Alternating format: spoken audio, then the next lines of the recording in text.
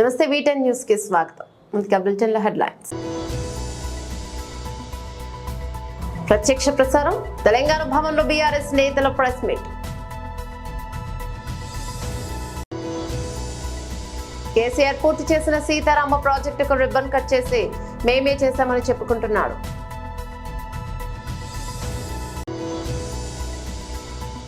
ప్రత్యక్ష ప్రసారం బీజేపీ రాష్ట్ర ప్రధాన కార్యదర్శి Gujjula Premender Reddy press meet. BJP Telangana.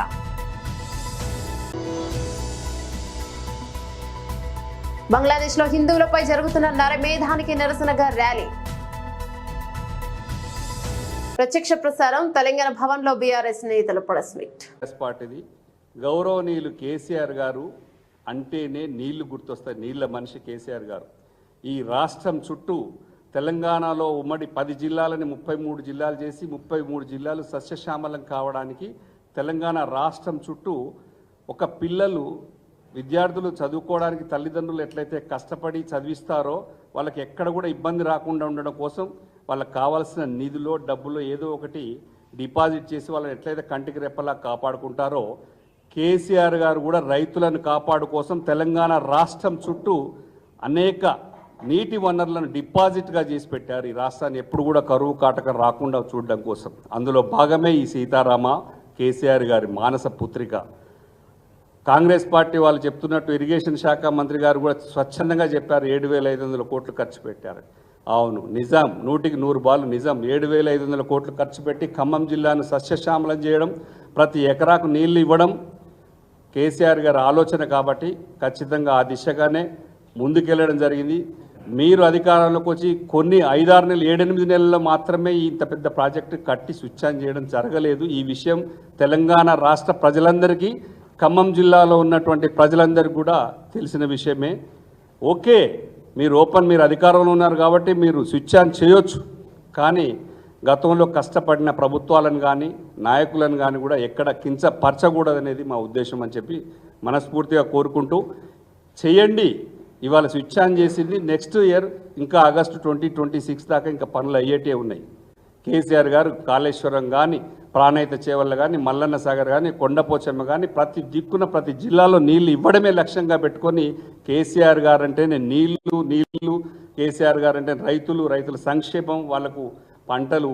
Congress party నుంచి బీఆర్ఎస్ పార్టీ రాష్ట్ర సాధించుకొని అధికారంలో వచ్చిన తర్వాత కేవలం 36 లక్షల టన్నుల ధాన్యాన్ని పండించినటువంటి రైతులు 3 కోట్ల టన్నుల ధాన్యాన్ని పండించే దిశగా తీసుకెళ్లినటువంటి కేసీఆర్ గారిని ఈ రైతులు ఎట్టి పరిస్థితుల్లో కూడా గుర్తుంచుకుంటారు. మీరు ఎన్ని చేసినా కూడా కేసీఆర్ గారిని రైతులను ప్రజల హృదయాల్లోంచి తొలగించలేరు. ఇటువంటిది ఇంకా ఇక్కడ ఉన్నటువంటి రాజ్యసభ సభ్యత్వాన్ని వారికి ఇవ్వడం తెలంగాణ ప్రజలకు, మేము తెలంగాణ ప్రజల తరఫున పోరాడుతున్నాం. ఇది తెలంగాణ రాష్ట్ర ప్రజలకు అవమానంగా భావిస్తూ ముగిస్తున్నాం. జై తెలంగాణ.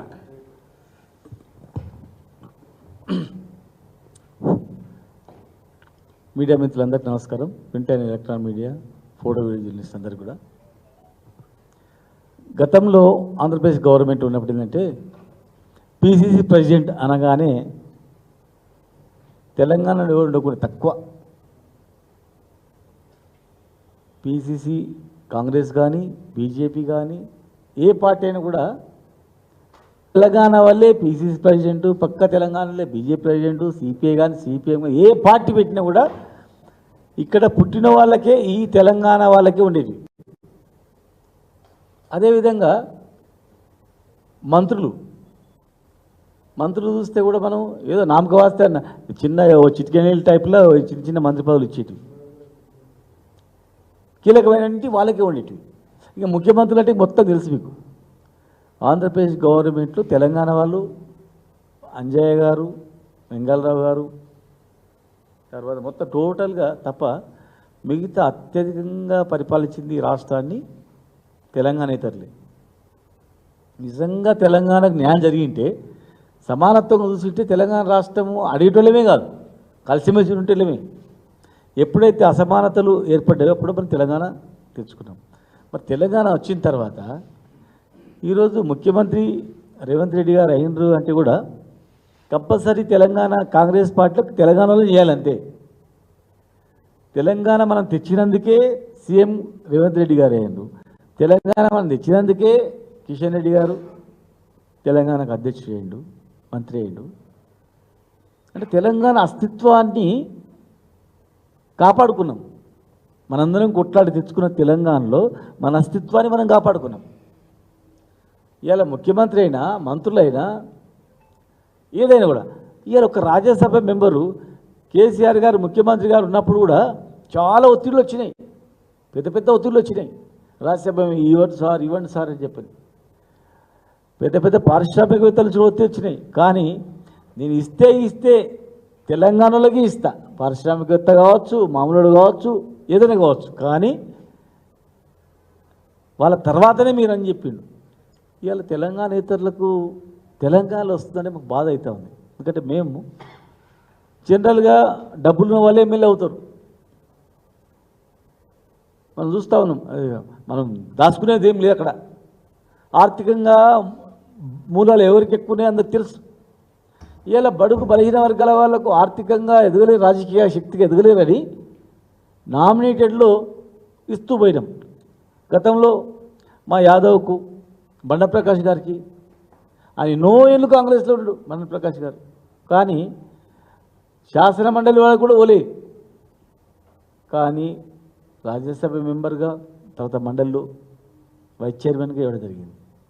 యాదవ్, మా యాదవ్ గారు 30 సంవత్సరాలు పార్టీ అధ్యక్షుడిగా ఉన్నాడు, నల్గొండ జిల్లా అధ్యక్షుడిగా సేవ చేసిన పార్టీ, కానీ ఆయనకు రాలే. ఆయనకు రాజ్యసభ మెంబర్కి ఇవ్వడం జరిగింది. అట్లా చాలామందికి, డి శ్రీనివాస్ గారికి, కేశవరావు గారికి, ఇక్కడ ఉన్నటువంటి మా బడుగు నాయకుడు, బడుగు నాయకుడు మా బండప్రకాష్ గారు, మా రవి గారికి, వద్రాజు రవి గారికి, అట్లా. అంటే రాజకీయంగా ఎవరైతే ఎలక్షన్లో కొట్లాడలేకపోతారో, ఆర్థికంగా ఇబ్బందులు ఉంటుందో, వీక్ ఉంటారో, వాళ్ళకు కూడా వాళ్ళతో ఈక్వల్గా స్థానం కల్పిస్తామని ఎంపీలకు ఈక్వల్గా రాజ్యసభ మెంబర్గా, ఎమ్మెల్యేలకు ఈక్వల్గా ఎమ్మెల్సీగా, జడ్పీ చైర్మన్గా, మార్కెట్ చైర్మన్గా, అట్లా అనేక పదవులు కార్పొరేషన్ చైర్మన్గా ఇవ్వడం జరిగింది. ఇలా తెలంగాణకు వ్యతిరేకంగా మాట్లాడి వ్యాసాలు రాసిన వ్యక్తికి ఇవాళ ఇస్తుందంటే మాకు కొంచెం బాధ లేదు. ఎందుకంటే ఇవాళ తెలంగాణ చాలామంది ఉన్నారు. ఇంత మా వాళ్ళు చెప్పినట్టు హనుమంతరావు గారు ఉన్నారు, తెలంగాణ గురించి కొట్లాడినటువంటి మధుయాషి గారు ఉన్నారు, అదే పార్టీలో ఇంకా చాలామంది ఉన్నారు, చాలామంది మేధావులు ఉన్నారు, అనేక మంది తెలంగాణ ఉద్యమకారులు ఉన్నారు. వాళ్ళకి ఇచ్చిన మేము సంతోషపడే వాళ్ళం. ఎందుకంటే ఈ తెలంగాణ కొట్లాడి, మేమందరం కొట్లాడి జైలుకు పోయి కేసులు పెట్టుకొని కష్టాడు మీ కళ్ళ ముందర కష్టపడి చెమట రక్తం కరిగించి తెచ్చిన తెలంగాణలో తెలంగాణ వాళ్ళు ఎవరైనా కానీ ప్రయోజనం పొందుతున్నారని మేము సంతోషపడతాం. కానీ తెలంగాణ రక్తం లేనటువంటి వాళ్ళు, తెలంగాణ అస్తిత్వాన్ని ఎప్పుడు బలపరిచినటువంటి వాళ్ళు, తెలంగాణ గురించి మాట్లాడినటువంటి వాళ్ళు, తెలంగాణకు వ్యతిరేకంగా మాట్లాడిన వాళ్ళకు మా తెలంగాణ గడ్డ మీద ఒక పోస్ట్ వస్తుందంటే చాలా బాధాకరమైన విషయం. కనుక ఇప్పటికైనా ఆ పార్టీ అంతర్గత విషయం ఉండొచ్చు అది, కానీ ఒక తెలంగాణ బిడ్డగా, తెలంగాణ ఉద్యమ నాయకుని బిడ్డగా, తెలంగాణ ఉద్యమ నాయకునిగా తెలంగాణ తెచ్చుకునే వాళ్ళం మేము. కనుక మేము మనం తెచ్చుకున్న తెలంగాణలో ఎవరో మీరు లబ్ధి పొందండి, ఎవరు లబ్ధి వ్యతిరేకంగా మాట్లాడినొచ్చారు కనీసం వాళ్ళకని ఇవ్వండి. కానీ తెలంగాణ కానులకు, తెలంగాణకు అస్తిత్వాన్ని కాపాడిన వాళ్ళకు తెలంగాణ పోస్టు, తెలంగాణలో ఉన్నటువంటి మనందరి రాజ్యసభ మెంబర్ అంటే అందరు ఎమ్మెల్యేలు ఓటేయాలి. ఎమ్మెల్యే ఎట్లా తెలంగాణ ప్రతి బిడ్డ ఓటేస్తే ఎమ్మెల్యేలు గెలిస్తే, తెలంగాణ చెమట రక్తంతో తెచ్చుకున్న తెలంగాణలో తెలంగాణ వాళ్ళ బిడ్డలను ఓటేసి గెలిపించిన ఎమ్మెల్యేలు మన అస్తిత్వాన్ని కాపాడుకోవడానికి 70 ఏళ్ళు కొట్లాడి ప్రాణాలు ఓటుకొని, 1000 మందిని ప్రాణాలు ఓటుకొని ఇక తెచ్చుకున్న తెలంగాణలో ఈ గడ్డ మీద పుట్టినకి ఎవరికోవనికి పోస్ట్ వచ్చిందంటే మేము సంతోషపడతాం. సరే పోనీ అని. కానీ పోనీ ఈ గడ్డ మీద పుట్టకపోయినా ఈ గడ్డ గురించి మాట్లాడడానికి వచ్చిందన్న కూడా పోనీలే అనుకుంటాం. కానీ వ్యతిరేకంగా మాట్లాడిన వాళ్ళకు ఇలా మా పోస్టు, మా రాజ్యసభ మెంబర్ అంటే ఆ పార్టీ అంతర్గతం ఉండొచ్చు, అంతర్గత టికెట్ ఇవ్వచ్చు. కానీ ఓట్లేసి గెలిపించిన ఓట్లతో, తెలంగాణ ఓట్లతోనే ఆయన మెంబర్ కావాలి కదా. మాకు వ్యతిరేకంగా మాట్లాడిన వ్యక్తికి ఇక్కడ మళ్ళీ మేమే రాజ్యసభ మెంబర్కి పంపుతామంటే ఎక్కడ పోతుంది అనేది మాకు బాధ. అంతే. ఇప్పటికైనా అవకాశం ఉంది కనుక మీరు ఆలోచన చేసి ఒక పార్టీగా ఒక పార్టీ వ్యక్తులుగా చూడకండి మా ఆవేదన అనేది. ఒక ఉద్యమకారుల ఆవేదన చూడండి. మేము కష్టపడ్డాం. ఇవాళ కేసీఆర్ గారు పూర్తి చేసిన సీతారామ ప్రాజెక్టుకు రిబ్బన్ కట్ చేసి మేమే చేశామని చెప్పుకుంటున్నాడు రేవంత్ రెడ్డి. రిజర్వాయర్లు కట్టింది, పంపులు పెట్టింది కానీ మనం చేసిన పనిని పక్కన పెట్టి ఓన్లీ రిబ్బన్ కట్ చేస్తే ప్రాజెక్టు మేమే కట్టినట్టు కాంగ్రెస్ చెప్పుకుంటోంది. ప్రజలకు అన్ని విషయాలు తెలుసు. మీరు ఎన్ని తప్పుడు ప్రచారాలు చేసినా ప్రజలు వాటిని గమనిస్తారు. కేసీఆర్ కట్టిన ప్రాజెక్టు గురించి క్రెడిట్ తీసుకునేందుకు ముగ్గురు మంత్రులు ఒకరితో ఒకరు పోటీ పడుతున్నారు. ఈ పిఆర్ స్టంట్లతో ప్రజలను ఎక్కువ కష్టాలు రోజులు కన్ఫ్యూజ్ చేయలేరు. బీఆర్ఎస్ వర్కింగ్ ప్రెసిడెంట్ కేటీఆర్ తెలియకుంటున్నారని మీరు అనుకుంటే మీరు అమాయకు. బట్టి గారు చెప్తాడు, మన అసెంబ్లీలో మేము అందరం విన్నాం. ఎంత గొప్పగా చెప్పినట్టే మాకే ఆశ్చర్యం అనిపించింది. బట్టి గారు స్పీచ్లు ఏమంటాడు ఎరికేనా? సీతారామ ప్రాజెక్టు మీరు ఇట్లా ఇడిచిపెట్టిపోయినరు, మా ముఖ్యమంత్రి మేము ఖమ్మంలో రివ్యూ పెట్టి అధికారులను మాట్లాడి ఎన్ని పైసలు కావాలరా బాబు అంటే 75 కోట్లు ఇవ్వమన్నారు. ఈ మనంగానే దబ్బుకుని ఇచ్చేసినాం, ఒక కాల్వ దవ్వినాం, 1,25,000 ఎకరాలకు నీళ్ళు ఇస్తున్నాం అని చెప్పిండు. మేమేం చెప్పినామంటే, అయ్యా బట్టి గారు 75 కోట్ల రూపాయల చొప్పున 1,00,000 ఎకరాలకు నీళ్ళు ఇచ్చే మాట వాస్తవమే అయితే ఒక పని చేయండి, ఈ కాడ నుంచి ఎక్కడ ఏ ప్రాజెక్ట్ కంటే 75 కోట్లు 1,00,000 ఎకరాలకు నీళ్ళు, ఇదే లెక్క ఇవ్వమని. ఇంతకంటే ఒక్క ఎకరం 1 కోటి అటు ఇటు కావద్దని చెప్పినాం. నిజంగానే నువ్వు చెప్పింది వాస్తవం అయితే బట్టి గారు, శాసనసభలో ఏకగ్రీవ తీర్మానం చేద్దాం, నేను నోబెల్ ప్రైజ్కి పంపిద్దాం నీ పేరు. ఎందుకంటే నోబెల్లో ఎవడు కూడా గీత గొప్పవాడు లేడు. 75 కోట్ల రూపాయలతో 1,00,000 ఎకరాలకు నీళ్ళు ఇచ్చిన మహానుభావుడు ఇంజనీర్ ఎవరు లేరు. కాబట్టి మా బట్టన్నకు నోబెల్ ప్రైజ్ ఇవ్వాలని చెప్పి మేము ప్రతిపాదన పెడతామని. మాకు మైక్ ఇయ్యలే అనుకో, అవి మైక్ ఇస్తే ఇజ్జత అవుతుంది కదా, ఇయ్యలే అంటే ఎట్లుంటుందంటే ఒక ఇట్లుంటాయి అబద్ధాలంటే. ఇదివరకు మనం కట్టిన పంప్ హౌస్లు ఎక్కడో పోయినాయి, మనం కట్టిన రిజర్వాయర్ ఎక్కడో పోయింది, నీళ్ళు ఎత్తుడు ఎక్కడో పోయింది, పంపులు పెట్టింది ఎక్కడో పోయింది. ఆఖరికి వచ్చి చిన్నగా అవసరం లేని కాలువ తవ్వి ఆ కాలువల నడుకొని నీళ్లు పోసి ఇప్పుడు నేనే చేసిన అని చెప్పుకుంటానికి అలా రిబ్బన్ కట్టింకు వేణు ముఖ్యమంత్రి. ఇక ఆ పార్టీ దానికి మళ్ళీ ముగ్గురు మంత్రులు. ఒక ఆయన ఒకరోజు పోతాడు, ఆయన పోయి మట్టిని ముద్దాడుతాడు ఒక ఆయన, ఇంకొక ఆయన నెత్తి మీద నీళ్ళు చల్లుకుంటాడు, ఇంకొక ఆయన మొత్తం నేనే చేసిన ఈయన లొల్లి. ఇవాళ ముఖ్యమంత్రి పోయి ఆఖరికి మళ్ళీ ఆయన లొల్లి. ఈ పిఆర్ స్టంట్లతోని ఈ డ్రామాలతోని ప్రజలను ఎక్కువ రోజులు పిచ్చోళ్ళని చేయలేరు, కన్ఫ్యూజ్ చేయలేరు. ప్రజల అమాయకులను మీరు అనుకుంటారు కాదు, ప్రజలకు అన్నీ తెలుసు, అన్ని వాళ్ళ అనుభవాలు ఉన్నాయి. అందుకే మన గణపురంలో కూడా ఆగమయ్యేది లేదు, తొందరపడేది లేదు. రాజన్నతో కూడా నా ప్రార్థన. ప్రత్యక్ష ప్రసారం బీజేపీ రాష్ట్ర ప్రధాన కార్యదర్శి Gujjula Premender Reddy, press meet, BJP Telangana.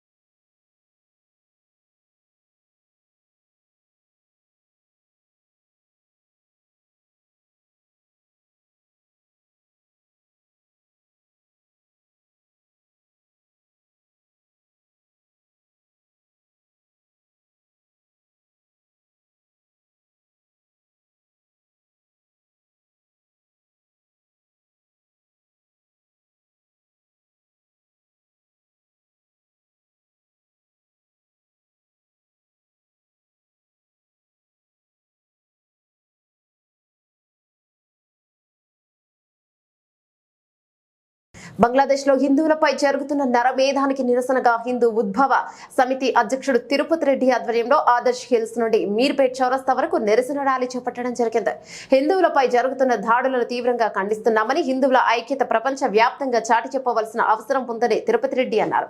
భారతదేశంలో జిహాదీ పేరుతో హిందువుల సంఖ్యను తగ్గించి వారి సంఖ్యను పెంచుకునే ప్రయత్నం చేస్తున్నారని, ఇలాంటి వారి పట్ల మహిళలు జాగ్రత్తగా ఉండాలని తిరుపతి రెడ్డి సూచించారు. బంగ్లాదేశ్ లో మహిళలు, చిన్న పిల్లలు అన్ని చూడకుండా హిందువుల ఆస్తులను ధ్వంసం చేస్తూ హిందువుల పట్ల క్రూరంగా వ్యవహరిస్తూ నరమేధం సృష్టించారని, అలాంటి వారిని కఠినంగా శిక్షించాలన్నారు.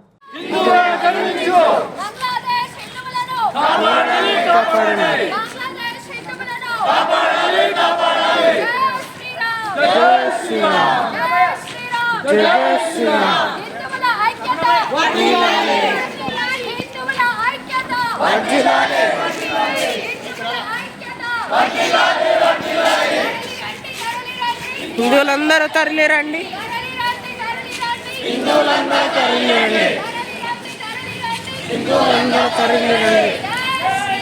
జై శ్రీరామ్, జై శ్రీరామ్, జై జై జై శ్రీరామ్.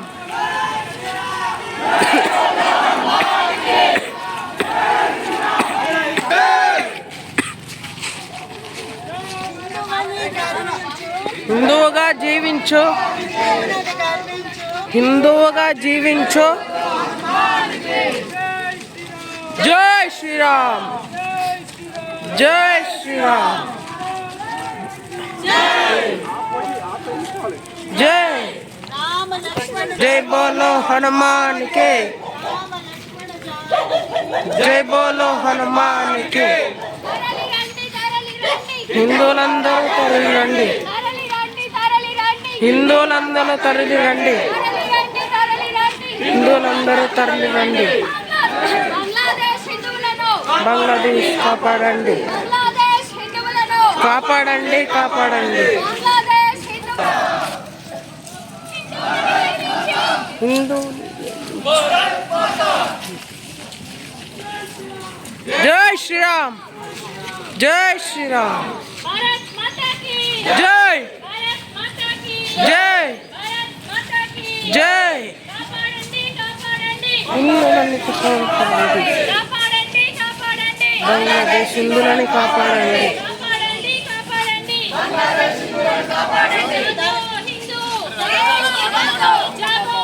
బంగ్లాదేశ్లో మన హిందువులని ఊచకోత కోస్తూ, మన హిందువులని మైనారిటీ లాగా చేస్తూ, అంటే మన హిందువుల సంఖ్యని తగ్గిస్తూ వాళ్ళు ఏదైతే కుట్ర పన్నుతున్నారో అది మన ప్రపంచ దేశాలకు మనం ఏ దేశంలో ఉన్నా మన హిందువులంతా ఐక్యంగా ఉన్నారని తెలియచెప్పడానికి ఈ యొక్క నిరసన కార్యక్రమం. బంగ్లాదేశ్లో జరుగుతున్న అల్లర్లు అసలు మతపరంగా తీసుకొని ఆ రిజర్వేషన్లకు మనకు సంబంధమే లేదు. అసలుకి ఆ రిజర్వేషన్లు వాళ్ళ రిజర్వేషన్ కోసం కొట్లాడడం జరిగింది. వాళ్ళ రిజర్వేషన్లు రేపు అనుభవిస్తే వాళ్ళే అనుభవిస్తారు, మనకు కాదు. కానీ కేవలం వాళ్లకు మన హిందువులను చంపడానికి, మన హిందువుల మెజారిటీని తక్కువ చేయడానికి వాళ్ళకు కేవలం ఒక కారణం కావాలి. అదే కారణం ఇప్పుడు బంగ్లాదేశ్లో చూపిస్తూ మన హిందువులపై విచక్షణ రహితంగా దాడులు చేస్తూ, మన హిందువుల ఆస్తులను ధ్వంసం చేస్తూ, మన హిందువులని దెబ్బతీస్తూ వస్తున్నారు బంగ్లాదేశ్లో. కాబట్టి మనం ప్రపంచంలో మన హిందువులు ఎక్కడున్నా, ఏ దేశంలో ఉన్నా, ఎవరికి ఏమైనా ఒక గీత తాకినా కానీ హిందువులకు మేమంతా ప్రపంచంలో ఉన్న హిందువులమంతా ఏకమయ్యి దాన్ని నిరసిస్తామని ఈ సభాముఖంగా ఈ మీడియా పరంగా చెప్తున్నాము. అలా భారతదేశంలో మనం మెజారిటీగా ఉన్నాము. రాబోయే కాలంలో వాళ్ళు మెజారిటీ రావడానికి చాలా ప్రయత్నాలు చేస్తున్నారు.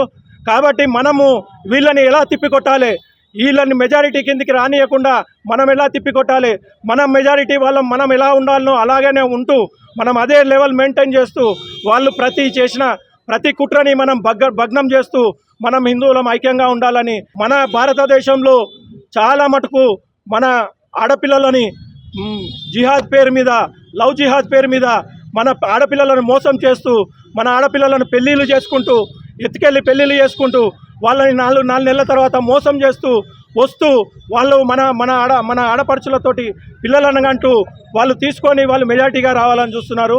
మన ఆడపిల్లలను చంపేస్తూ సూట్ కేసులలో పెడుతూ చెరువులలో పడేస్తున్నారు.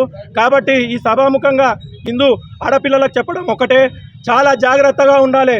ఎవరైతే మత మార్పిడి మతం పేరుతో ఎవరైతే పేర్లు మార్చుకొని మనకు దగ్గర కావాలని చూస్తున్నారో వాళ్ళని పసిగట్టి వాళ్ళని ఎంబడే తిప్పికొడుతూ జాగ్రత్తగా ఉండాలని మేము మా హిందూ ఉత్సవ సమితి తరఫు నుంచి మేము కోరుకుంటున్నాము. రాబోయే కాలంలో కూడా ఎలాంటి హిందువుల మీద ఎలాంటి వ్యతిరేక కార్యక్రమాలు చేసినా మా హిందూ ఉత్సవ సమితి ముందుండి కాపాడుతుంది.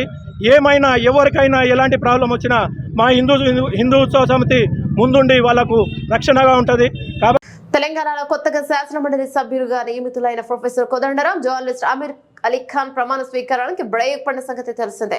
ఈ నేపథ్యంలో యథాతథ స్థితి స్టేటస్ కొనసాగించాలని ప్రధాన న్యాయమూర్తి నేతృత్వంలో హైకోర్టు ధర్మాసనం తాత్కాలిక మధ్యంతర ఉత్తర్వులను జారీ చేసింది. గతంలో గవర్నర్ కోటాలో ఎమ్మెల్సీ అభ్యర్థులుగా దాసోజు శ్రవణ్, కుర్రా సత్యనారాయణ పేర్లను సిఫారసు చేస్తూ అప్పటి ప్రభుత్వం గవర్నర్ కు ప్రతిపాదనలు పంపింది. అయితే 2023 సెప్టెంబర్ 19న అప్పటి గవర్నర్ తమిళిసై సౌందరరాజన్ వాటిని తిరస్కరించారు. అప్పటి గవర్నర్ నిర్ణయాన్ని సవాలు చేస్తూ శ్రవణ్, సత్యనారాయణ హైకోర్టులో వేర్వేరుగా పిటిషన్లు వేశారు. రాజ్యాంగంలోని ఆర్టికల్ 171 ప్రకారం తనకున్న విస్తృత అధికారాల పరంగా ప్రభుత్వ ప్రతిపాదనలు తిరస్కరించనున్నట్లు గవర్నర్ చేసిన ప్రకటనను వారు సవాలు చేశారు. तेलंगाना कानून साज काउंसिल अल्लाह के नाम से हलफ लेता हूँ कि मैं ऐवान के कवायद का पाबंद रहूँगा, उन पर अमल करूँगा और आदाब मजलिस को मलहूज रखते हुए ऐवान की रिवायत का एहतराम करूँगा.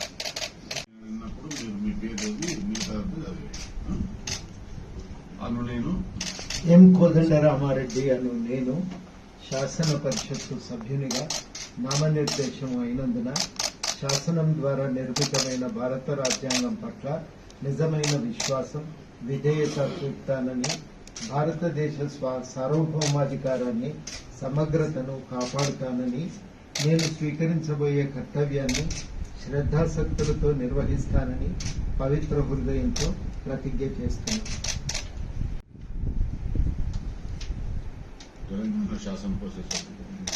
తెలంగాణ శాసన పరిషత్తు సభ్యుడనైన ఎం కోదండరామారెడ్డి అను నేను సభ నియమాలకు కట్టుబడి ఉంటానని, వాటిని అనుసరిస్తానని, సభ మర్యాదలను పాటిస్తానని, సంప్రదాయాలను గౌరవిస్తానని పవిత్ర హృదయంతో ప్రతిజ్ఞ చేస్తున్నారు.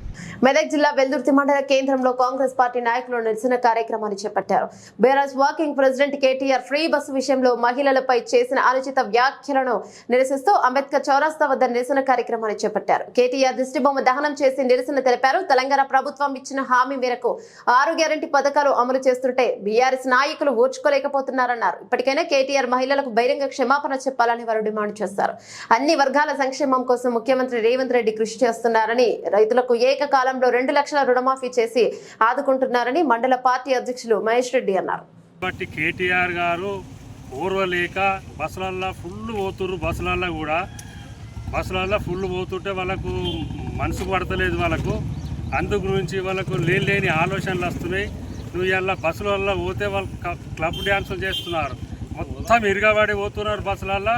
అందు గురించి నువ్వు ఓర్వలేక ఈ క్లబ్ డ్యాన్సులు చేస్తే తెలంగాణ ప్రజలు ఎవ్వరు ఒక్కోరు, లేకపోతే నీకు తగిన రోజు వస్తుంది, చెప్పు దెబ్బలు పడే రోజు.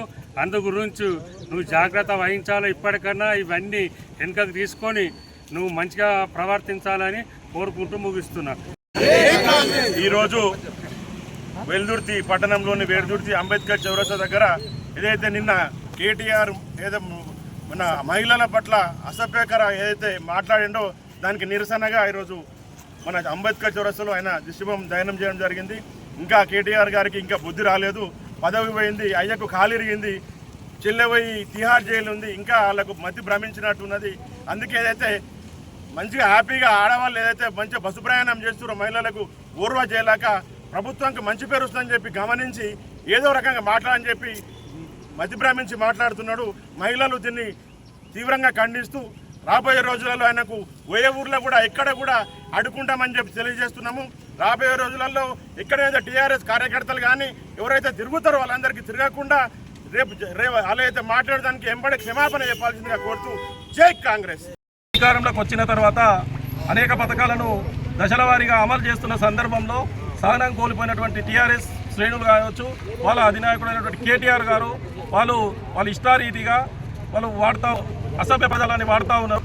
అదేవిధంగా గత ముఖ్యమంత్రి రేవంత్ రెడ్డి గారు అక్కలు చేసిన మోసాన్ని మహిళా లోకానికే అవమానపరిచినట్టు చిత్రీకరించేగా అబద్ధాలను చిలువలుగా వేసి వీళ్ళు దిష్టిబొమ్మ దగ్ధం అటువంటి చిల్లర వేషాలు వేయడం జరిగింది. కానీ నిన్న కేటీఆర్ మాటలు మహిళలకు ఉచిత బస్ అనేది ఉల్లిపాయలు ఊరడానికి లేకుంటే మహిళలు లాస్ట్కు బ్రేక్ డాన్సులు రికార్డింగ్ డాన్సులు చేసుకోండి అని అసభ్య పదజాలాన్ని వాడడం జరిగింది. దీనికి వెంటనే కేటీఆర్ గారు క్షమాపణ చెప్పాలి.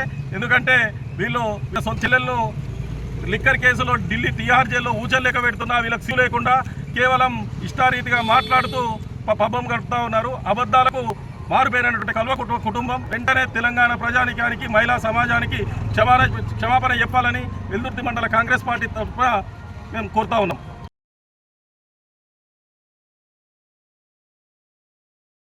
షాద్నగర్ లో దళిత మహిళపై పోలీసుల 3rd డిగ్రీ ఘటన మరొక ముందే వికారాబాద్ జిల్లా బషీరాబాద్ మండల పోలీస్ స్టేషన్ లో మరో దళిత మహిళ చిత్రహింసలకు గురైంది. మైనర్ బాలికను తనతో తీసుకెళ్లిన కొడుకు ఆచూకీ చెప్పాలంటూ నిత్యం వేధిస్తున్నారు. లేకపోతే మేమే వెతికి పట్టుకుని నీ కొడుకుని తుపాకీతో కాల్చి చంపేస్తామని భయభ్రాంతులకు గురి చేశాడు. గత 3 నెలలుగా నిత్యం పోలీస్ స్టేషన్ కు వచ్చి విచారణకు హాజరు కావాలని ఎస్ఐ హుకుం జారీ చేస్తాడు. రోజు తనకు విచారణ పేరుతో తనను చిత్రహింసలకు గురి చేస్తున్నాడని సదరు దళిత మహిళ ఎస్ఐ రమేష్ కుమార్ ఆరోపణలు చేసింది. బషీరాబాద్ మండల పరిధిలోని నవల్గా గ్రామానికి చెందిన లోహడ కళావతి నరతప్ప దంపతుల మైనర్ కుమారుడు 15 సంవత్సరాలు హైదరాబాద్ లో ఉంటూ పనిచేస్తున్నాడు. అదే మండల పరిధిలోని ఓ గ్రామానికి చెందిన 16 ఏళ్ల మైనర్ బాలికను తీసుకెళ్లాడంటూ బాలిక తల్లిదండ్రులు మే 4వ తేదీన బషీరాబాద్ పోలీస్ స్టేషన్ లో ఫిర్యాదు చేశారు. ఆ రోజు నుంచి నిత్యం పోలీస్ స్టేషన్ కి బాలుని తల్లి కళావతిని పిలిపించి ఎస్ఐ రమేష్ కుమార్ చిత్రహింసలకు గురి చేస్తున్నాడు. దళిత మహిళనైన నన్ను గత 3 నెలలుగా ఉదయం 9 గంటలకు పోలీస్ స్టేషన్ కు పిలిపించుకొని మధ్యలో విచారణ పేరుతో కాలు చేతులపై తీవ్రంగా కొట్టి రాత్రి 9 గంటలకు తిరిగి ఇంటికి పంపిస్తున్నారని కళావతి బోరున విలపించింది. ఇలాంటి పోలీస్ అధికారుల వల్లనే ఈ యొక్క ప్రభుత్వానికి గిట్ట చెడ్డ పేరు వస్తుంది. కాబట్టి స్థానిక ఎమ్మెల్యే గిట్ట ఇలాంటి బాధితులకు న్యాయం చేయాలని చెప్పి ప్రజా సంఘాలుగా డిమాండ్ చేస్తున్నాం. బులెటిన్ ముగించే ముందు హెడ్లైన్స్ మరోసారి. ప్రత్యక్ష ప్రసారం తెలంగాణ భవన్లో బీఆర్ఎస్ నేతల ప్రెస్ మీట్. కేసీఆర్ పూర్తి చేసిన సీతారామ ప్రాజెక్టుకు రిబ్బన్ కట్ చేసి మేమే చేశామని చెప్పుకుంటున్నాడు.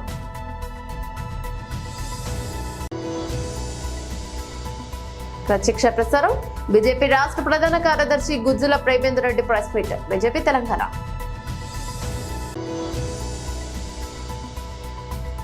బంగ్లాదేశ్ లో హిందువులపై జరుగుతున్న నరమేధానికి నిరసనగా ర్యాలీ. ఇవి బులెటిన్లోని అప్డేట్స్. మరో బులెటిన్లో మళ్ళీ కలుసుకుందాం. అందరికి సెలవు. నమస్తే.